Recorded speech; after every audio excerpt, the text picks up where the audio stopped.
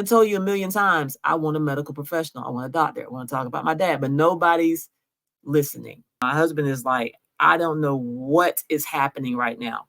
Here come the cops. I mean, he proceeds to grab my husband's arm, right? So automatically when someone grabs you, especially in this situation, and my husband is like, dude, don't touch me. Like, what are you doing? Why are we even doing all this, right? I already gave you professional courtesy. Like, what is happening here, right? This is what happens next. Don't do that. It's not necessary. Don't do that, please. Don't. Please. Back up. Get out of the way. Please stop. You're gonna no. Shit. Telling you. So in this moment, the officers pulled their weapon, and I'm standing next to my husband. I immediately jump in front of him. They got their weapons drawn for no good reason. They just didn't like the fact that my husband had on his security gear, right? Grabbed my husband for no reason, just grabbing his arm, right?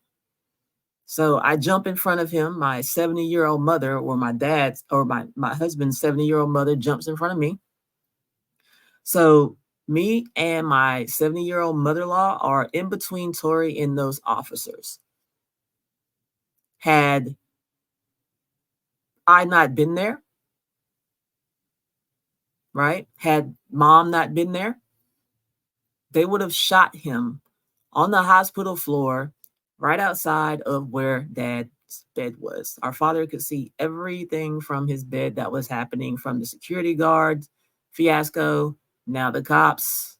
Even when the nurse got mad and huffy and puffy and she went out of the room and got this security guard, my dad was there to see that too. All this because we continuously asked for a medical professional. We want to see a doctor. We want to know what's going on with our dad. Nobody was listening, right? The security guard wasn't listening. The initial nurse wasn't listening. And now the cops are not listening. Let's continue. Get out of the way. Please stop. It's not necessary. It's not necessary. What are you guys doing? Sorry. Let me listen to your father. Listen to your father. I will put it on the floor, okay? Why are you doing this? Now you hear my husband crying. He's upset because he doesn't understand why they're doing this. That's the part that when I was standing there in front of him and they had their guns drawn and he began to cry, like, why are you doing this? I don't deserve this. I haven't done anything. And he's right. He hadn't done anything to warrant having guns pointed at him, at his wife, and at his 70-year-old mother, trying to protect him from being shot. How did we get to level 100? You heard all the audio. My husband was never loud. He was never disorderly. He was never disrespectful. He just asked for a medical professional a million times, asked for a doctor a million times, right? Could not get what he wanted, right? What are you doing, guys? You don't have to do this for what we do. They don't. Come here. Because of what she did, I didn't do anything. It's okay. I know.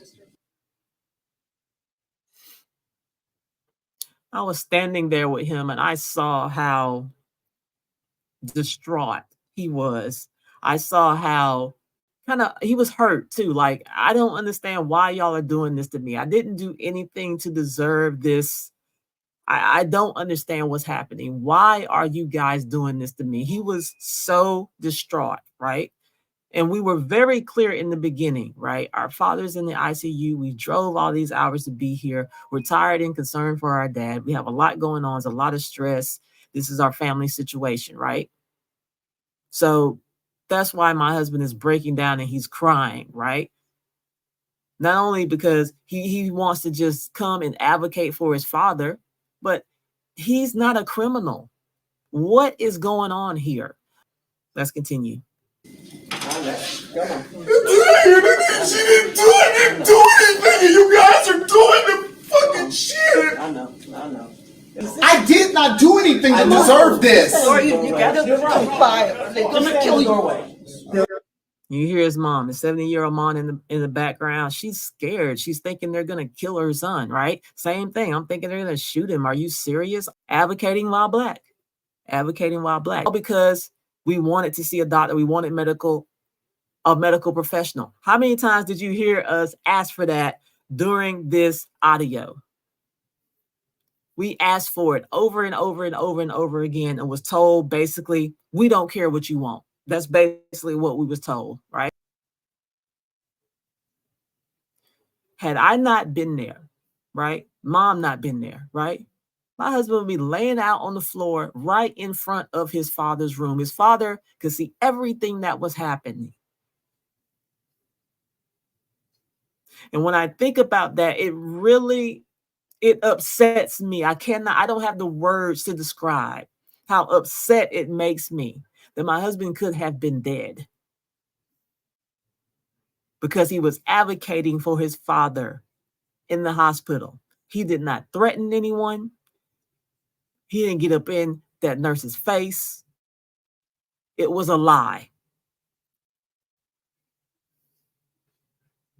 Let's continue. You can't help me. I talked to you, man. You can't help me if you Just put your hands on your head. You. Step up. Put your hands on your head. Come up this way.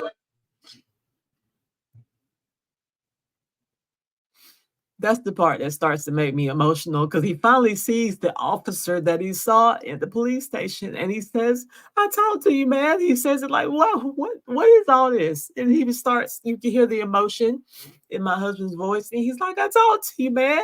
Like, why are y'all doing this to me? Right? Let's continue.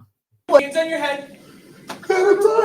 You're fine. Just come on. I didn't do anything. All I Put your said. hands on your head. Put your hands on your head. Come on. Just come over here. He just lost his son. Okay. We'll talk about it. Come here. Come on, come No, on. they don't care. Yes, You they care. do. We have to talk to you. Yes, they do. Come on. They send us They on do. That's it. I care. I'm your I mother. hear this. I'm your mother. You heard my husband say, after I tell him, look, he just lost his son. And my husband say, they don't care. They don't care. That like broke me on the inside, right? And just hearing it all over again just makes me cry because for them to take him, not only him, but they took the family through all of this additional emotion as if we don't have enough emotion already going through what we're going through with dad, right?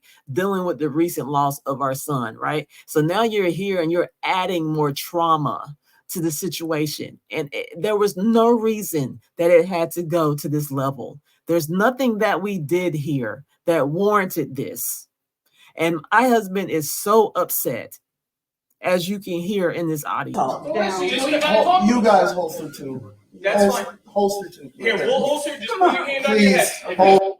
And you see at this point, they still have their weapons drawn, right? So we're still in front of them. They still have their weapons drawn. My husband had to ask them to please holster your weapon. Please holster your weapons, right? Put your hand on your head. There you go. Holster too, Okay, please. yeah, come on. Holster, please. Come here. Stop. Come here. You know I'm not. So they handcuffed my husband, stood him up against the wall. Okay, now we're all safe. We can talk right now, right? After you guys were the ones that pointed guns at us, right? Wasn't the other way around.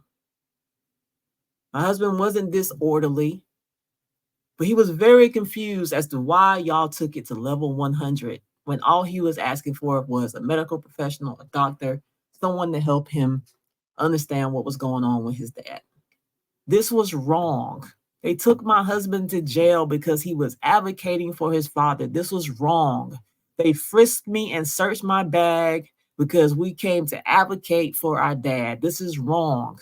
They searched my car. That was wrong.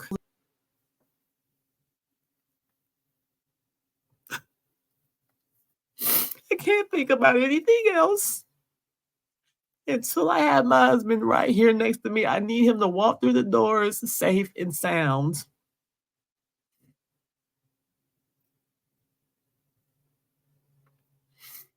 Anything you can do to help, I appreciate it.